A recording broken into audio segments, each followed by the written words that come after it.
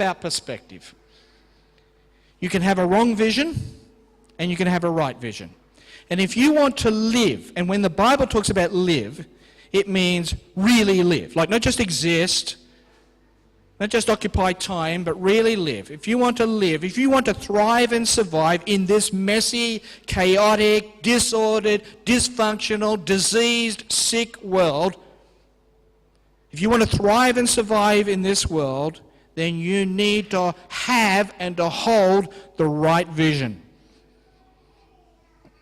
Does that really answer the question? Because what's the vision that we're to have and to hold?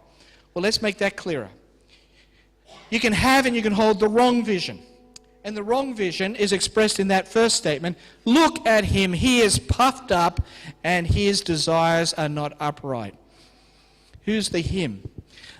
Well, that's a good question to ask, because is it talking about a person? Yes. Which person? We've been talking about the Babylonians. It's been talking about how the Babylonians are greedy for power, hungry for power, want to take nations that are not their own. You know, they're just imperialistic, proud, arrogant people that are just going to, come in and like international thugs take over the world. Okay? And there's a sense, if you go to verse 5, that's exactly who God's referring to, because in verse 5 it talks about the greed of this person in taking the nations, in taking their land, in really dominating and being the next superpower. It's probably also talking about the leader of the Babylonians as being the epitome, as being the one who really represents all that Babylonia is about, all that the Babylonians live for. Their vision, their philosophy is, we have power, and we will exercise our power to get what we want and to go where we want, and no one will stop us. So they are a puffed up people following a puffed up king. But I think it's also put in this rather vague and general way, because that really is the ethos and the vision of most nations and of most people. God is, in a sense, using them not only as to deal with what the problem was in Habakkuk's time, but he's putting it in these general terms because really it fits so many nations, so many cultures, and so many people. It fits individuals, families, societies, and nations. It's really quite a broad vision, and it's a wrong vision, and that's what God's saying.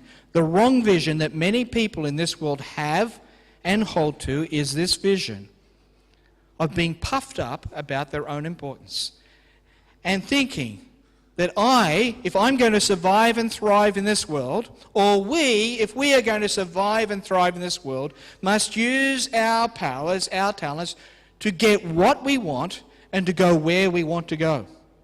We will be self-determining people, and we will protect and preserve and promote our own interests and look after ourselves and work for ourselves as number one interest, as center of the world, and we will do it. And that is the vision that most have and hold, and it is the wrong vision. God says their desires are wrong. That vision is wrong. It's twisted, it's perverted, it's terribly wrong, it's horribly wrong, and it's the source of all wrong. That's the wrong vision, and many people have and hold it. Going back even to an individual level where I had this demonstrated to me. When I was a young social work pup, I started off in social work, boy from the suburbs, didn't really know what I was doing, but very idealistic and fresh, and I was just converted to being a Christian. And I went... and I was being supervised by this guy called Peter Garrett. No, not the Peter Garrett shaved from Midnight Oil, current MP, another Peter Garrett. This Peter Garrett actually was an atheistic homosexual Jew. And he was my supervisor, and he was a self-made guy. I mean, he was articulate, he was intelligent, he had read widely, he was proud, he was pompous, and he was intimidating. And he was all the things that I was not.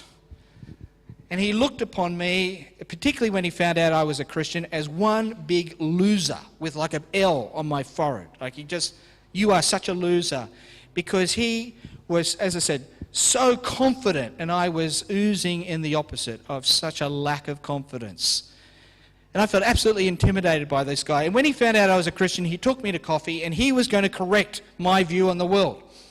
And he sat me down. You know, this young social worker, he sat me down. And he said, look, I hear you're a Christian. Let me tell you something. You know, your Jesus, he says, blessed or to be commended are the meek, for they shall inherit the earth. Russell, the only piece of earth you're going to inherit is a plot of land in which they're going to bury you in. That's your earth that you'll inherit. The weak don't survive. Look, you Christians are such losers. You're trusting in God. You're patiently waiting for God. You know, seize the day. You've got talent. Believe in yourself. Invest in yourself. Back yourself. Seize what you want. Grab what you want. Take the opportunity. That's how you survive in this world. That's how you will thrive in this world. That's the philosophy. Self-made, self-actualized, self-promoting, self-protecting people. Puffed up people putting themselves at the center of the universe. And God's saying that is terribly wrong. You hold to that vision, you will not survive or thrive. In it are the seeds of your own demise, the seeds of your own destruction. Why? Because it wrecks all relationships. It is the cause of all disorder in this world. Pride, puffed upness, even the biblical word or the Hebrew word here is that they're puffed up, they're swollen with themselves. There's a sense of their own importance, as if life is all about me and I must do all that I can to preserve and protect me or promote me or my own interests or people who think like me. It's the cause of all dissension, it's the cause of all conflict, whether it be in marriages, whether it be in family, parent-child relationships, whether it be at work, or whether it be at nations. At a national, international level, it all comes down to pride. Self-interest, self-promotion, self-protection, making yourself and your own interests the center of reference for everything. And it's the wrong vision, God is saying. And that's why Habakkuk loves this answer. He's now happy. He's going to go on chapter 3 and he's singing songs. He's very happy that God to say, that's the wrong vision. Look at them. They're puffed up. It's wrong. It's not upright. It's twisted. And God goes on to pronounce 5 woes of doom and gloom and destruction for those who hold that vision. This vision will lead to your downfall and demise, God says. Why?